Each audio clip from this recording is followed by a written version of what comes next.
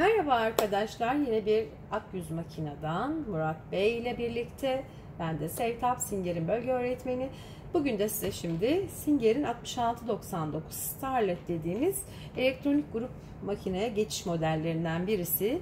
Güzel, biraz daha diğer mekaniklere göre daha fazla fonksiyonu olan ama aynı zamanda yarım devir, çelik canozlu bir makine ile karşınızdayız. Biraz size bu makineden bahsetmek istiyorum. Kullananlar da bir hayli fazla. Evet. Şimdi biz makinamızı açtık tabii.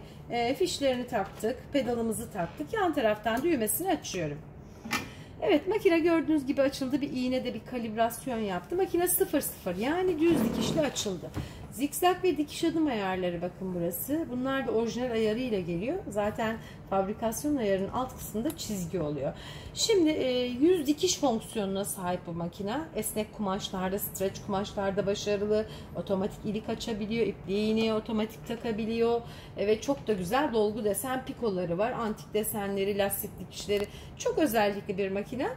Biraz bahsetmek istiyoruz. Evet, şimdi böyle bir makinamızı çalıştırmak için her makinede olduğu gibi Singer ve dahil, PAF da dahil, bunlar da dahil. Yan tarafını böyle tutuyorum ve çekiyorum. Buradan çıkarıyoruz. Şurayı, kapağı açtığımızda gördüğünüz gibi mekik ve çanoz sistemi çıkıyor. Şurada bir kulağı var. Bunu buradan tutuyorum, çıkarıyorum. Gördüğünüz gibi içinden boş masuramı çıkardım. Şimdi makinelerdeki masuralar şeffaf. Bunların metalleri de var yarım devirlere göre. Evet, masura sarmak için yapmamız gereken şey, üstte gördüğünüz gibi masura sarma piminin oraya masuramı oturtuyorum.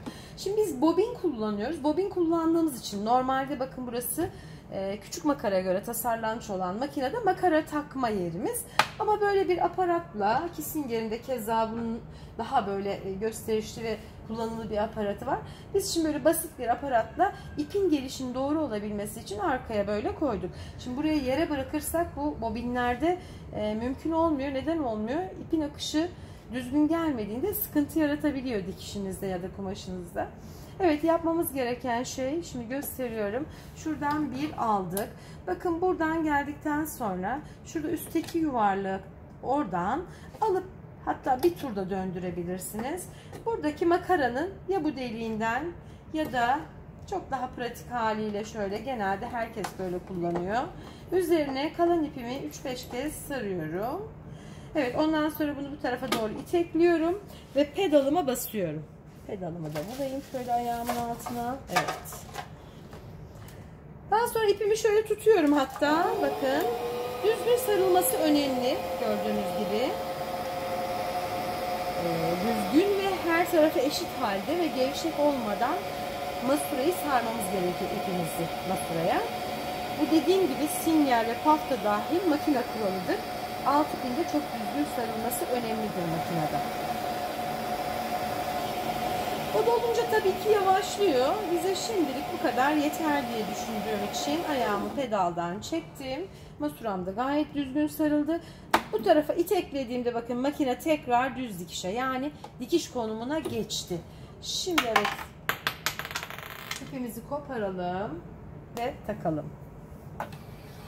Ellerime de krem sürdüm, onlar da biraz kayıyor. Evet.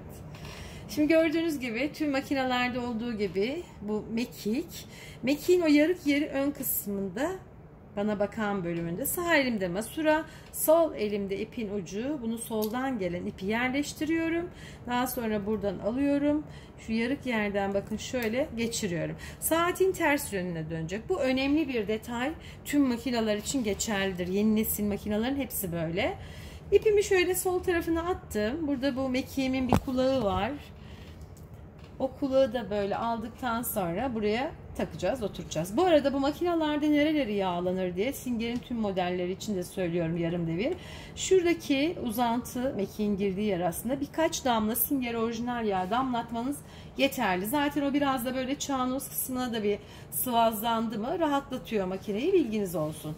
Evet, bunu yerine oturttum. Bakın oturdu. Herhangi bir şey yapmadım. Kanadı açık şekilde oturttuğumda yerine oturuyor. Şuradaki çıkıntıya da. Şimdi bunu kapatmadan bir de üst ipimi takmak istiyorum hemen. Şimdi üst ipimi takarken yapacağım çok önemli bir detay var. O da nedir? Baskı ayağını kaldırmak. Bunu kaldırmadığımızda iplik tansiyon kampanası açılmıyor. Dolayısıyla iplik yerine oturmuyor. Oturmayınca sıkıntı yaratıyor. buradan bir aldım. Artık üstteki metali kullanmıyorum. Bakın sadece masura sarmak içindi. Sağ elimle ipimi sıkı tutuyorum. Sol elimi ipi gezdiriyorum. Şimdi buraya kadar geldim. İplik tansiyon kampanasına oturduğundan eminim ama şurada horozu görmek için şöyle volanı bir tur döndürdüm biraz hafif. Buradan sağdan alıp sola geçirdim. Zaten makinenin üzerinde de size ipin takılışı ile ilgili bilgiler var. Aşağı indikten sonra baskı ayağını indiriyorum. Hemen ipimi şöyle iğnenin üzerinde bakın kıvırarak yaptığımda şurada da kesme yerim. Oraya da geçirdim. Bu makinede çok güzel bir özellik. 66-99'larda keza 61-60'larda da öyle. İpliği takma aparatı var. Gözümle önden arkaya takabilirim ama böyle bir aparat varken bu aparatı da kullanmak istiyorum. Şöyle biraz uzantısını kestim. İğnemi tepe noktasına alıyorum. Teferruatı ve detayı budur arkadaşlar özellikle. İğnemi tepe noktasına aldım. Sağ elimle ipi kısa tutuyorum. Sol elimle aparatı indiriyorum ve bakın şöyle hafif geriye bastırıyorum. Bir soldan iğnenin önünden o kancaya 4 rakamı yapar gibi. Bunu geriye bırakırken elimdeki ipi de bırakıyorum. Arkadan ipimi alıyorum. Evet, tekniği budur. Tüm makinalarda iplik takma şekli budur arkadaşlar. Bilginiz olsun. Şimdi sol elimle üst ipimi tuttum. Sağ elimle volanı çevirip bir tur böyle alt ipimi de yukarıya aldım. Ayağımı kaldırıp ayağın arkasına da geçirdim. İplik takma işlemim bitmiş oldu. Burasını paça, yaka gibi dar alanları geçirip dikerek serbest kol dikişi diye geçer. Kullanabilirsiniz. Aklınızda bulunsun. İçinde aparatları mevcut. Ayaklar. Şöyle hemen bunu da taktım mı makinem dikişi hazır hale geldi. Şimdi dediğim gibi makinedeki dikiş özellikleri burada 100'e kadar 0-0'la başladığı için. Makine açtığınızda düz dikişle açılıyor. Bu hiç değişmeyen bir kural. Evet, burası geri tuşu bastığımız kadar bir geri gidiyor. Burası da üst ipliğin gerginliğini sağlayan, hani ip şuraya giriyor demiştik ya. Çentiğin olduğu yerde bakın kare kutu içinde 5 vermiş. 5-4-3 arası genel olarak her kumaşta ideal ayardır. Biz şimdi normal standartında bırakalım. Aslında biraz da kumaşım ince, gevşetebilirim. Sayı düştükçe üst ipimiz gevşiyor, rahatlıyor. Bilginiz olsun. Hiçbir şey ellemiyorum. Şu an normal 2,5 dikiş uzunluğu ve iğne ortada. Basıyorum bakın. Gayet başarılı. Çok da sesi olmayan hem yarım devir hem de kumaşta sağlamlaştırma yapmak istediğimde ayağım pedala basılıyken geri tuşuna bastığımda sağlamlaştırma işlemimi de yapıyor arkadaşlar. Duyduğunuz gibi hem makinenin sesi çok güzel hem de dikişte gayet başarılı. Kalın kumaşta, penyede, birçok kumaşta, ince kumaşta başarılı bir makine. O yüzden görmenizi istedik Singer'in bu güzel modelini. Bildiğiniz bir modeldir muhtemelen ama detaylarını anlatmak ve anlamak da önemli. Hemen bakın 0-1'e geçmek istiyorum. Neden? Üçlü bir dikiş. O dikiş aslında zaten penye ve streç kumaşlarda başarılı bir dikiş. Şuradaki okla 1-1, bununla 10-10 ilerliyorum. Yani menü seçme bölümüm. İstediğim deseni sayısını buluyorum. Ondan sonra 0-1, bakın buraya geldim. Daha arttırmak istersem hangi deseni istiyorsam seçebiliyorum böyle. Tekrar 0. Bununla da 10-10 ilerliyorum. Aklınızda bulunsun daha kolay ulaşmak adına. Yine 0-0 oldu. Menü seçme bölümümüz, yani istediğim dikişi birer birer ve onar onar sayıyla da böyle seçebiliyorum oklarla. Şimdi ben 0-1'e geldim. Esnek kumaş dikişini görmenizi istiyorum. Kumaşım esnek değil şu an ama elimde mevcut yoktur şu an. Ama bu dikiş penye, jarse gibi, mayo gibi streç kumaşlarda başarılı bir dikiş. 5-5 dikiş diye geçer, rikrak diye söylenir halk arasında. Bir ileri bir geri yapıyor, bakın sağlam bir dikiştir bu. Dikişi görünce siz de anlayacaksınız. Yine böyle geri tuşuna basarsam bulunduğu yerde bu dikişte hareketli bir dikişti. Kestik şuradan. Bakın. Farklı ve sağlam bir dikiş elde ettiniz. Bu aynı zamanda hem de böyle estetik ve görsel açıdan da sizin birçok yapacağınız işlerde estetik bir dikiş olarak hem sağlam hem de güzel bir dikiş olarak yine yorganlamalarda da kullandığımız dikiş çeşitlerinden birisi. Ama aslında asıl önemi esnek kumaş dikişlerinde başarılı olması. Evet, 0-1 demiştim. 0-2'ye geldim. Bunlar bakın quilting, yani yorganlama dikişi dediğimiz elde yapılmış yorganlama havası verir. Özellikle böyle bulunduğu şekilde yapıp bir atlıyor. Bunun da avantajı güzel. Özellikle böyle el yapımı çalışmalarda, bebek yorganları, seccadeler gibi işlerde bu dikişli sizin işinize bir hayli yarayacak dikişlerden birisi. Bakın elde dikilmiş havası verdi. Benim de sevdiğim dikişlerden birisidir. Makinenin özelliklerinde gördüğünüz gibi gayet güzel dikişler var. Aklınızda bulunsun. Şimdi evet, bunlar böyle tabii ihtiyaç dikişleri aynı zamanda. Yine 4'te 5'te var. Şimdi 4'e geçiyorum. En çok kullandığımız zikzak. Zikzakta 5 milim zikzak aralığını 2 milimde dikiş adım ayarına vermiş. Bu arada bu makine, bakın yükseltmeye çalışalım şimdi zikzak ayarını. Sağa doğru aldığımda sayı yükseliyor 6'ya kadar. Yani makinenin maksimum zikzak genişliği 6 milim. 6 milim piko yapabiliyorsunuz. Aklınızda bulunsun. Ben tekrar orijinal ayarına getirdim. Okları olduğu gibi sola doğru gelerek. Şimdi evet, bana makinenin verdiği zikzak bakın bu. Şöyle görmenizi istiyorum bakın. Zikzak genişliği bu. Ben bunu istersem hani böyle kullanabilirim ama ihtiyaç halinde kanaviçe sarmak istiyorum, dantel sarmak istiyorum.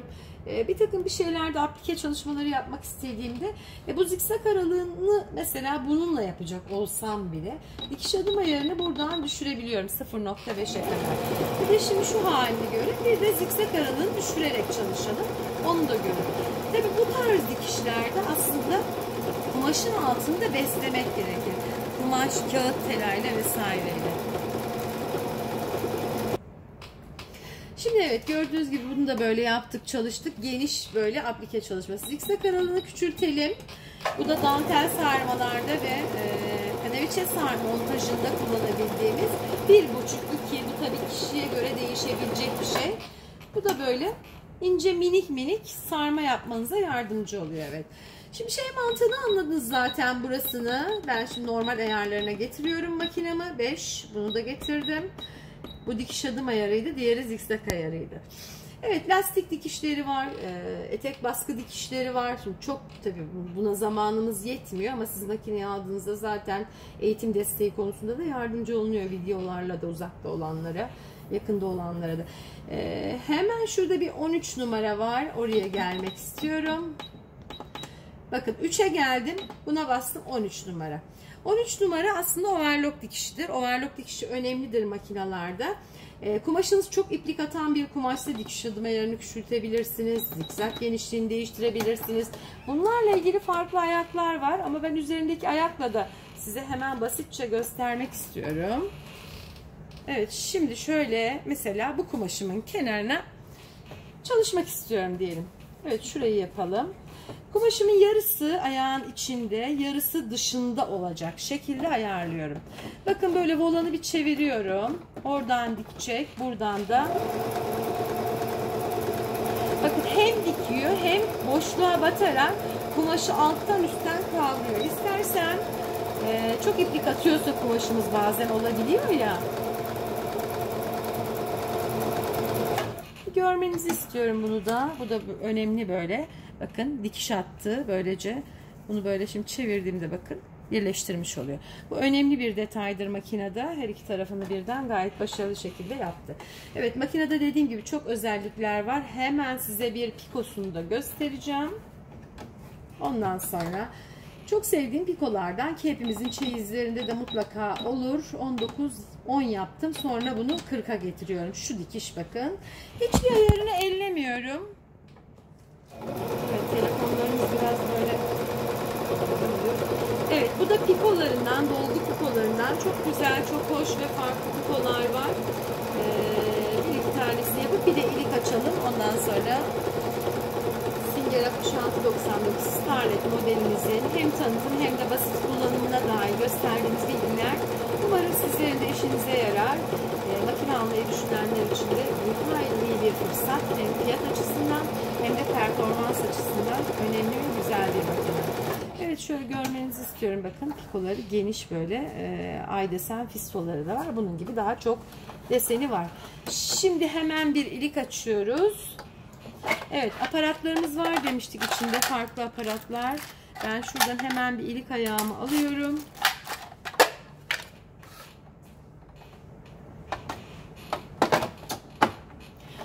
Evet, Evet, ayaklar nasıl çıkıyor? Arkaya dokunuyorum. Çıkıyor. Bu da ilik ayağım. Önce ilik desenimi seçiyorum. Farklı farklı ceket vesaire ilikleri var.